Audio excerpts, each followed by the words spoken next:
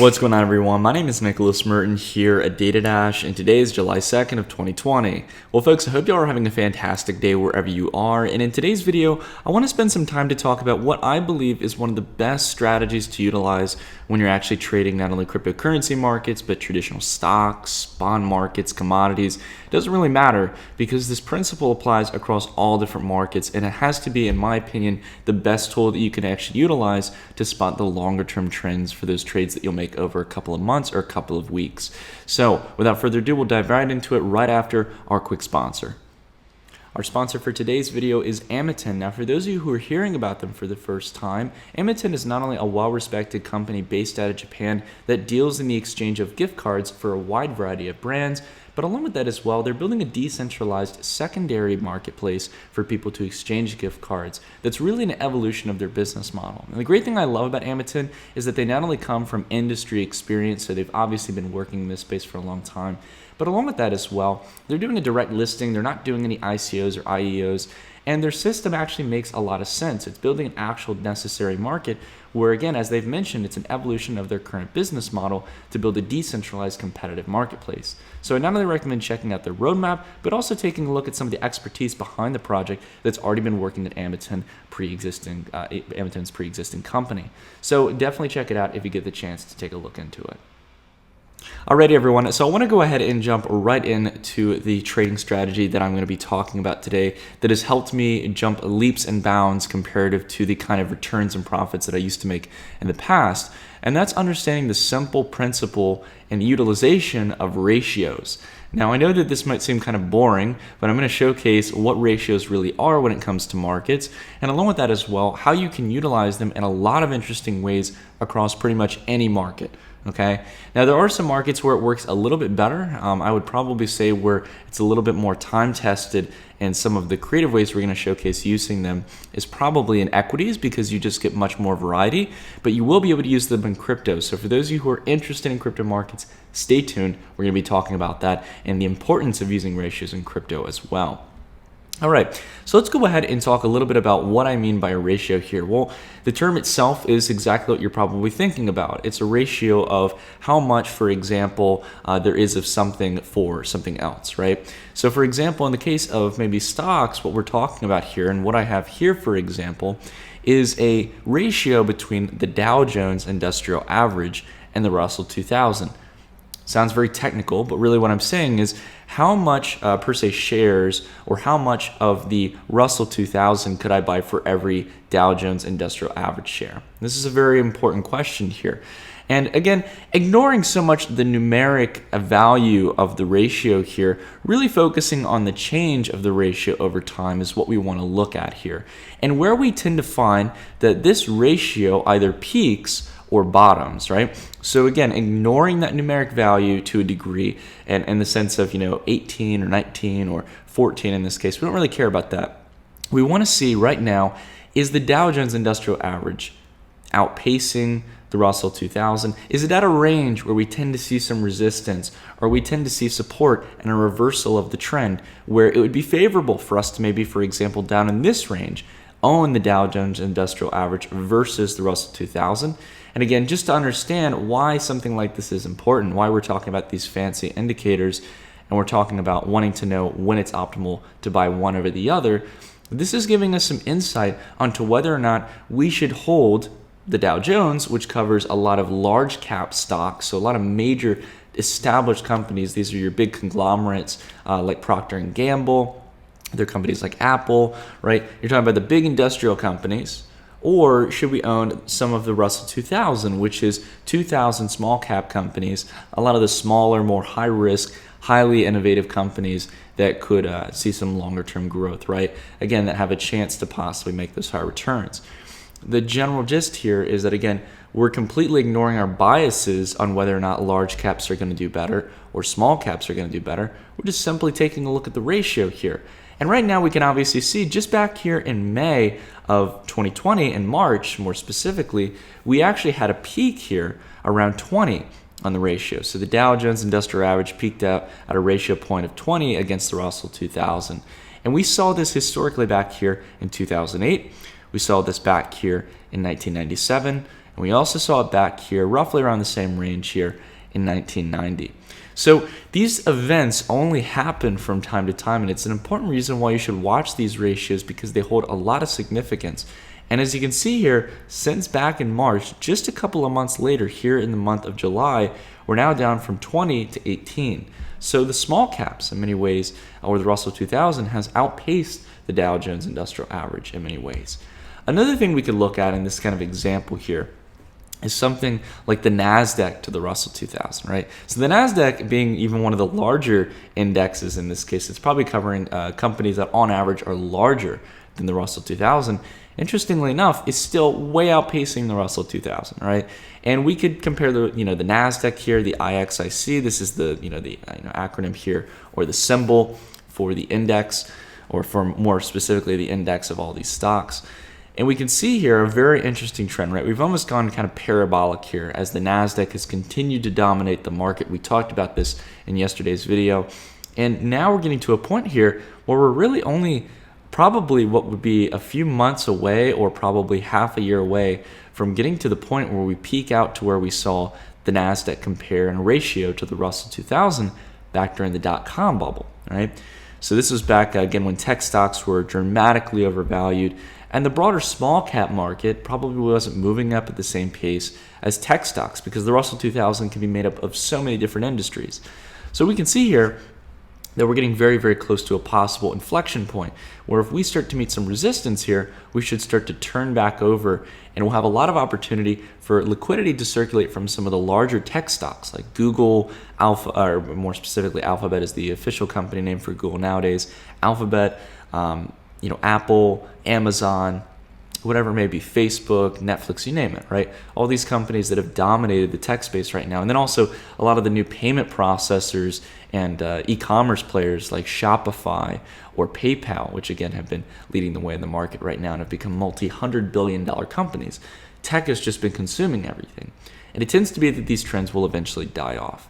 But it's not just important to take a look here at broad indexes, right? The NASDAQ is going to give you a broad exposure to tech companies, but even tech itself is kind of it's a broad word, right? Technology can mean a lot of different things. You're talking about software, hardware. Those are the broader kind of circumstances. But we could be talking more specifically about artificial intelligence. We might be talking about, for example, semiconductors, which are the hardware components in your computers. It's so broad. It's so vast and broad when we're talking about it. So we might want to go down into taking a look into individual sectors, and we can get as broad or specific as we want on this. This is a good example here of taking a look at something that I just mentioned a moment ago, which is the comparison between hardware companies and software companies. And actually, I want to reverse that just to correct myself here. We're taking a look at IGV, which is a broad software ETF. So this is taking a look at software companies that are building applications or computer apps comparative to hardware. So very interesting comparison here. Two similar industries, they're both in technology, but they do differ in the sense of the pace at which they grow. Sometimes people are more interested in hardware components. Sometimes they're more interested in the software. And take a look here at this ratio here. We can see that over the long term here, since back here in the early 2000s, we've really had two major technical patterns here, where we have a general line of resistance, a general line of support, and a general line of resistance and a general line of support. Both of them building basically wedges in a sense, right? And you could even again talk about, well, maybe this is more of a bullish or bearish pattern. Maybe there's going to be a big breakout afterwards or breakdown. I'm not really too much interested in making those trades outside of there, because when you break outside of the consistency of a trend like this, I'm more than anything, I'm looking for, again, these are already, monthly candles here. These are already very long-term time frames. You're breaking out of a very understandable and common pattern here, right? So I want to trade inside of these kind of channels or wedges and trade these multi-month cycles where you really do have a pretty big difference here between how hardware and software are performing. You can see here, for example, if we just buy simply down here at this general consistent range, like what happened back here in November of 2019, we can see that we have software continuing to outpace hardware here. The ratio has gone from 1.6 to 1.9. So it's not to say that, for example, hardware isn't going up. Obviously, NVIDIA, AMD, a lot of these companies have been doing fantastic over the last few years, right? It's just a matter that software has been outpacing at the moment. And until we get up here probably towards around 2.15 or 2.2 on the ratio, it's probably going to be that software is going to continue outpacing hardware. At least that's what history shows us. We can see that this line is the general trend where we see resistance, and it's been tested multiple times.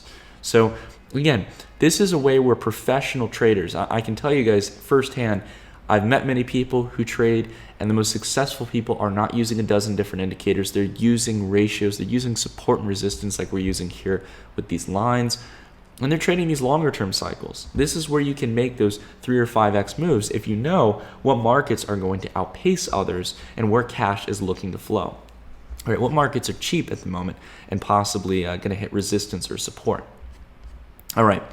So now taking a look here at another example here of comparing different sectors, we can take a look at XLF, which is a broad ETF for financials, and a broad ETF for energy, XLE.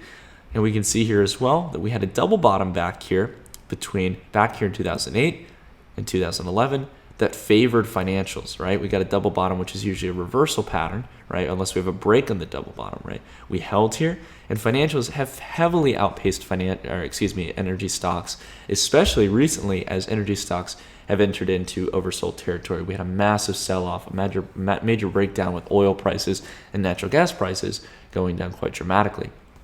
Now, as we start to continue this trend and likely come back up to where we were back here in 2003, the question we have to ask ourselves here is an important one.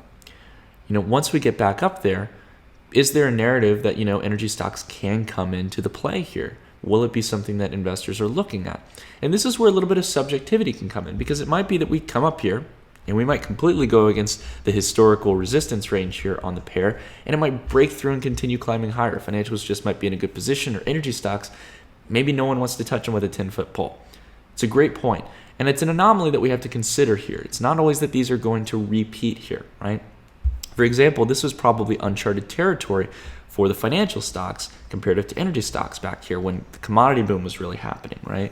Again, we always have to keep that in mind. Ratios are not an all being guarantee, but we definitely want to watch here over the next probably year or so when we get back up to this peak here, right? As this accelerates here, right? Not only possibly to continue making the trade on financials, but also to see if there's going to be a sharp rejection here.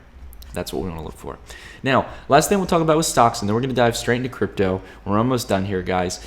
In the sense of taking a look at individual stocks, this is another way we can actually utilize ratios. So we can't just look at broader indexes. We don't only have to take a look at sectors against sectors.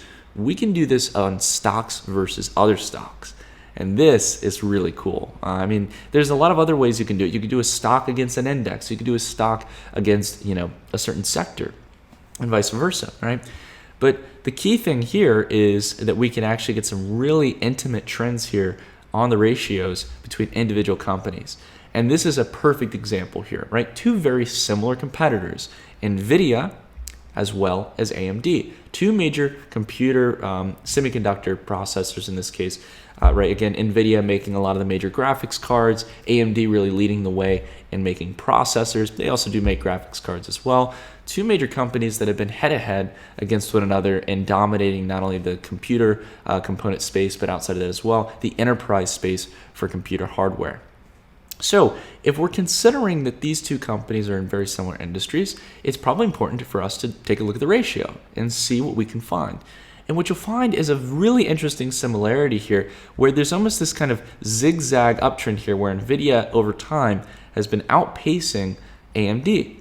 And sometimes it's good to bounce around. Sometimes if you look at this normal standard chart here, you're going to see these very kind of increasing volatile swings. That's probably not the best way to look at it. The best way to look at it is to take a look at the logarithmic chart, right? And we've been doing that for a lot of the charts here. Again, you can take a look. We can go back, take a look at the logarithmic chart. Sometimes it makes the trend a little bit more clear. And for example, we can see here on the XLF to XLE ratio, we can see that we're actually not too far away from probably revisiting back up to those levels, right? Again, you can do that with all the different charts here. We did it here, for example, with the IGV and the SMH, right? Taking a look at software versus hardware. But just going back here, right? Taking a look at NVIDIA and AMD, we can see that we've had these very stark corrections. So for example, let me go ahead and move my tool here. We can go ahead and take the peak here, pull it back down, 83% correction. If we put one back here, 78% correction. And outside of this, well, for the third time here, we can see that we had about an 82% correction. So again, not the exact same percentages, right? We don't want to try to pick the absolute bottom or say that it's always going to be an 83% correction. But we can see that there's historically, every few years, there's these massive swings where either NVIDIA is, massively losing value, right? Or AMD is accelerating past NVIDIA, right? So again, that's an important thing to take into mind with ratios, is that it doesn't always mean, again, that something is one of the stocks are going up or down. It could be a combination of both, or it could be one specific stock is heavily weighing to the upside, where it's making major moves to the upside or moves to the downside. And it's good to go back and actually take a look at the stocks themselves to see what's going on there, right? But let's say, for example, you wanted to position yourselves in semiconductors like NVIDIA or AMD. This ratio can be beneficial in knowing that, honestly speaking, maybe for example, after this correction here, right, we can see, the NVIDIA here is quite cheap compared to AMD, right? At least compared to what it was back here in 2018. It might be more favorable for me to position myself in NVIDIA. And I'm not saying that, guys, it's not financial advice, but this is how you can start to use ratios to your advantage. And you wouldn't see this just normally looking at the chart, right? You might be able to see that NVIDIA is maybe a little bit more oversold, but this ratio really puts it in perspective. Okay. So you guys have waited patiently enough for me to talk about how to use this in crypto markets. And if you have, then you definitely deserve to hear me talk about it. So how do you actually use ratios in crypto? Well, some people would say, maybe is there a way we could use it on broad industries and broad kind of segments of the crypto space? Sure, you could, for example, make your own ratios where you could basket certain types of cryptos, maybe like ETH and Cardano and NEO and a lot of the protocols versus maybe being divided by the peer-to-peer digital currencies, such as Bitcoin and Litecoin. You can get really creative with it. And there's a lot of key ways you can do that by basically doing a simple math equation, in this case, putting parentheses, ETH plus ADA plus NEO, and then closing off those paragraphs, dividing it by another set of paragraphed currencies, right? That's how you build your own custom ratios. And you can do that right here within TradingView. But the key thing here is that in most of the valuable use cases that you have when it comes to ratios, you've already been using ratios in cryptocurrencies. When you're taking a look, for example, at Bitcoin dominance, or in the way that I like to look at it, 100 minus Bitcoin dominance, which gives us altcoin dominance, you're taking a look at the ratio of market dominance between Bitcoin and altcoins. When we take a look at ETH to BTC, this is a ratio of how much Bitcoin you could buy with each Ethereum. So I can buy 0.0247 Bitcoin per one Ethereum that I own. Same goes here for Litecoin, right? Now this is a really good example of using historical trends to figure out when we should go long on one cryptocurrency over another. Again, not an absolute guarantee. It's just a way we can actually figure out, is it more favorable for me to own one asset over another, right? And ignoring really any indicators, I know the SMS indicator here, just taking a look at price here, right? What are we stepping closer to? A more beneficial position for Litecoin or for Bitcoin, right? Just take a moment to just take a look at it. I want to give you guys some time to really reflect on it, right? If we're looking at this chart, and I'll go ahead and get it this way so we can actually see a little bit more of a substantial move here, right? What are we getting closer to here? A time where we should get bearish on Litecoin, or should we get bullish on Litecoin? I'm not here to tell you guys what you should invest in, but if I'm looking at this ratio, I'm getting really excited that Litecoin might be entering into what I would call an entry zone, taking a look at the ratio, because down here, the last two times we revisited down to this line, right? Even though, for example, we had a slight dip down here, right, where we continued a little bit of the sell-off. Generally speaking, shortly after we go down to this price range, the bulls come in strong. Within a matter of 3 to 4 months, Litecoin in this case goes from around 340,000 Satoshis, where our line is, right, around 350,000, all the way up to around 1,800,000 Satoshis. A major multiplier. You can see here, right, just to keep in mind for these ratios, right, and we'll do it from our entry point here, right? We want to see what it would be like if we traded from our entry point. A nearly 500% move here, right? I know they're red, but I know we can change them here in a moment, right? But let's actually just go ahead and actually do it here to be more conservative around our exit zone, right? This is roughly where it's touched every single time. A 400% move time and time again, right? If we can get that, right, we want to take those opportunities. And you wouldn't see this just simply taking a look at the Litecoin USD chart. Sure, there's some TA, you could do things of that sort, but it's never going to be as intricate as this. So, I know I've rambled on a bit, guys, but as you guys are exploring ratios, I really recommend you look at this across different markets. And like myself, you consider being a macro trader where your opportunities are limitless. They're across all different types of markets, where your capital goes from one asset to another, not depending on your biases, but depending on where the market tends to find value in a certain asset comparative to other assets. It's not only a matter of just always going against the US dollar, right? And trying to make dollars here and there.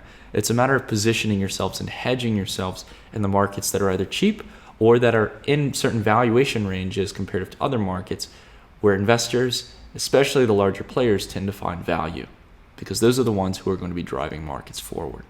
Anyways, as you guys explore trading cryptocurrencies, I highly recommend, as it's getting towards that time of the year as well, to take a look at TaxBit. I know, again, many of you are still filing your crypto taxes. This year, the IRS is getting very serious about paying taxes for cryptocurrencies. I've been paying it for the last few years, and in many ways, I really recommend using TaxBit. TaxBit is a great platform where you can easily plug in the API keys of all your exchanges and allows you to basically generate all of your taxes into one single tax document that you can send off to the IRS, so you don't have to deal with the struggle of going through the probably hundreds, if not thousands, of trades you might have on cryptocurrencies. So I recommend you check out TaxBit. Great company. Big fan of what Austin and the team are doing.